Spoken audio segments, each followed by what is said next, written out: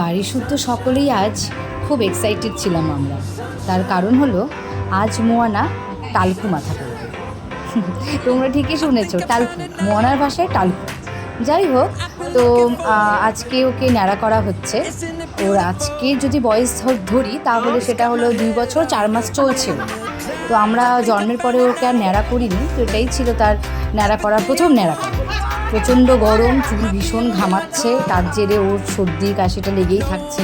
তো তার জন্য আমরা ডিসিশন নিয়েছিলাম ওর চুলটা কাটাবো। এক ফোঁটা ইচ্ছে কারোর ছিল না চুলটা কাটানোর, কিন্তু কোনো উপায় নেই। যাই হোক, তাই আজকে চুল কাটানো ওর।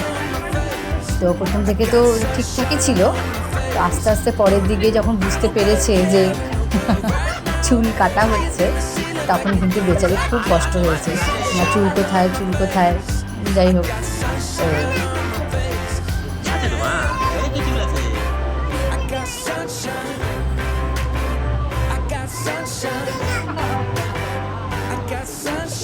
আমরা বাড়িতেই প্রথমে চেষ্টা করেছি চুলটা কাটিয়ে দেওয়ার, কারণ আমরা খুব ভালো করেই জানি স্যালনে গেলে ও চুল কাটতে দেবেই না, ধরতেই দেবে না।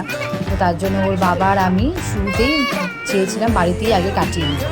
তো আমি কোনো রকম করে সেভাবে তো আর চুল কাটতে পারি না, তো যাই হোক যতটুকু চেষ্টা করেছি ওটা করে তারপরে ওর বাবা ট্রিমারটা নিয়ে বসলো। তারপরে আমরা গেলাম স্যালনে চুলটা কাটাতে মোয়ানাকে। দেখছো খুব বাজেভাবে কাটা হয়েছিল।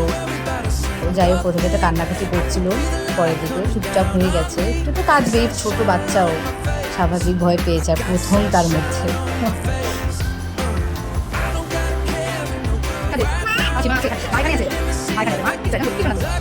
এই হলো মোয়ানার ফাইনাল।